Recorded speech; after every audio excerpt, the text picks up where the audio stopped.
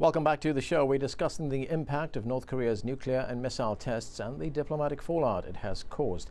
Joining me to discuss this from Barcelona in Spain is longtime North Korean advocate Alejandro de Beños, who is president of the Korea Friendship Association. And here with me in our studios in Washington, D.C. is Korean expert and journalist Donald Cook, who's been covering the Korean Peninsula for more than 30 years. I'm going to go directly to the phones right now. We've got a caller from London. Ahmed in London, go ahead. Hello. Yes, go ahead with your question. Yeah, my question is, if we come back to the 9/11 and go back to the Afghanistan and war in Iraq, and plus the recent war on Israel between Israel and Palestine, the whole war was illegal. The United Nations didn't take any actions against this all what happened around in the world. Why the Koreans experimental Facebook, Mozilla, whatever, is going to be against the United Nations, not those war and all what happened around in the world? Can anybody answer this question for me, please? Donald, you want to have a go at that? I think the question is why are only certain resolutions of the United Nations expected to be respected, and while others are ignored. Well, right. That's certainly a good question. The resolution on Korea, the economic resolutions that were passed and adopted in 2006 have not been enforced, as is noted. Now, by the way, the Korean War was fought with a United Nations force, incidentally, which involved 16 other countries, notably, of course, the United States, basically in command, but the Brits had quite a large contingent there, too.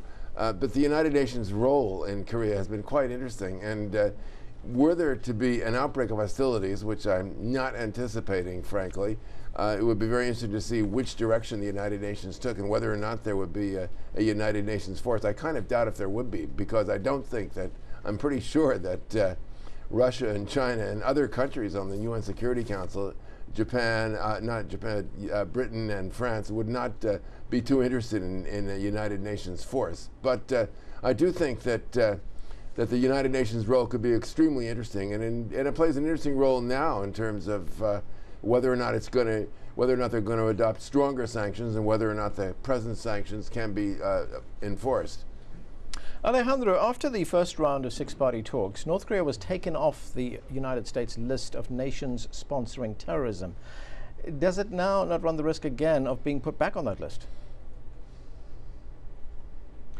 Well, again, the same like with sanctions. We do not care. We want the peace, but we do not beg for it. So we are ready for peace. We are ready for war. That's always the explanation from our people and from our government.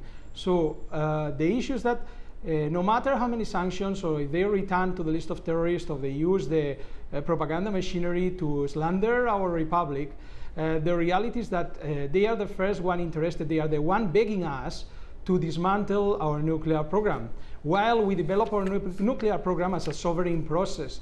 So if they are still interested that we will stop that program, they will have to approach to us from a friendly perspective on equal to equal basis. So you want the United States and the rest of the world to recognize North Korea as a member of the nuclear club?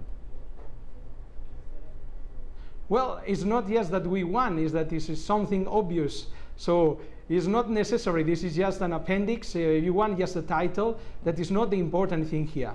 The important thing is to end hostilities and end, yeah. Right, as Donald Kirk has been pointing out, this could lead to a very dangerous escalation of tensions in that part of the world, and it could lead to a proliferation of nuclear weapons. Other countries would now want weapons as well.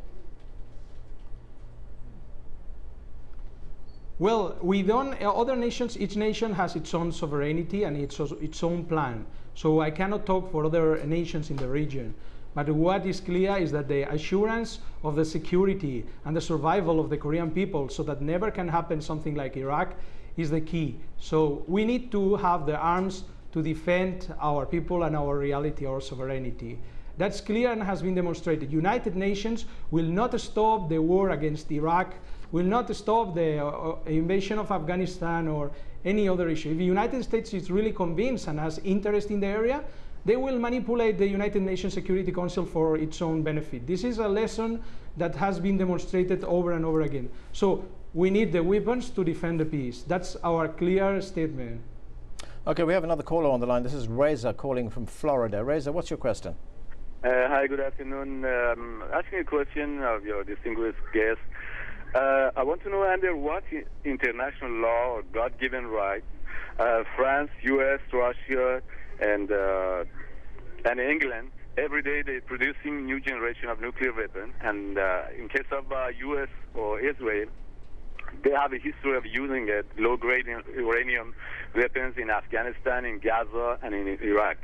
And as soon as any other country touch a nuclear program, even like in case of Iran for peaceful purposes, right away they jump to the gun and they resort to United Nations. They make so much noise and propaganda and condemnation. Right. What kind of nerves or faith they have even to issue such an address?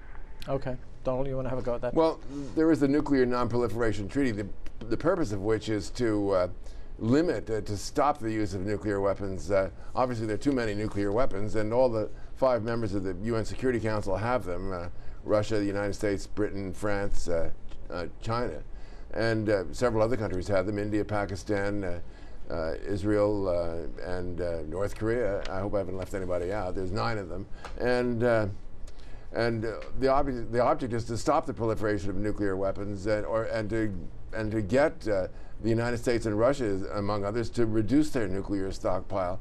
And yet we see another country, namely North Korea, interested in becoming a nuclear power.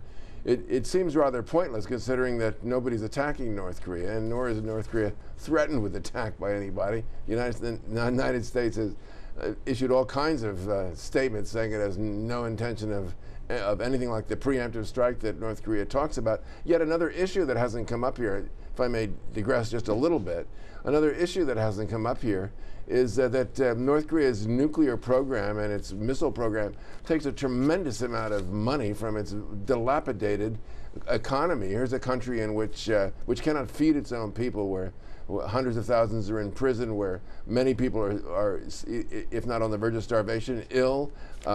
Here's a country suffering from an economic system that has basically collapsed. It's said that about 200,000 people in the elite are the only people who really are sure of enough to eat.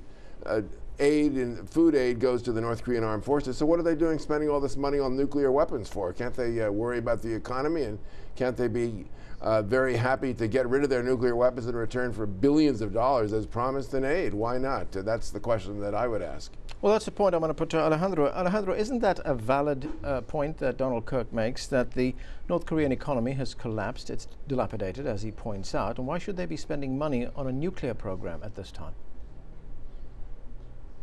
Well, with all respect, I will say that is absolute propaganda from our friend here. Maybe he's very expert in South Korea, but regarding North Korea, he maybe have visited the country for 1 week under disguised as a tourist. So he has no knowledge at all of the internal real situation of DPRK, especially now, year 2009. But so you cannot. But I am regularly in Pyongyang, and we had, we had a crisis in the country, but actually this is absolute propaganda. This situation happened from 1995 to year 2000.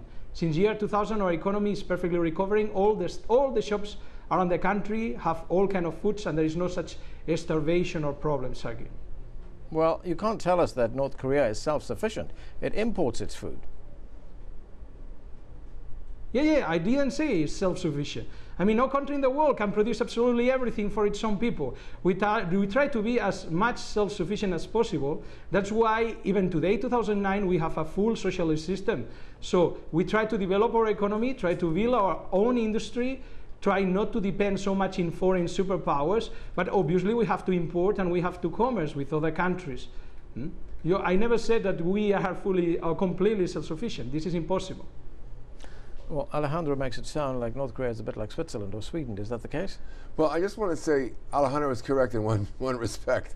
I have visited Pyongyang several times, actually. I wouldn't say disguised as a tourist. I was a tourist. And so I have been there. And just as he states, and I've also visited the Special Economic Zone at Kaesong, just across the line into North Korea. And I visited the tourist zone at Mount Kumgang, which very sadly is closed now. But when you go to Pyongyang as a tourist, you get no sense of the starvation that's going on in the countryside. You eat all these tremendous dinners and so forth at these nice restaurants, Okay, and Donald, you don't hear of it, don't know what's going on elsewhere. I'm going to have to interrupt you there. We've run out of time. Okay. Thanks to you and to Alejandro for joining us. And thank you for being with us and watching us and for taking part with your email and phone questions. On the next show, we look at how the opium trade in Afghanistan, estimated to be worth $500 million a year, is funding the Taliban. Please join us for that. From me and the team, see you next time.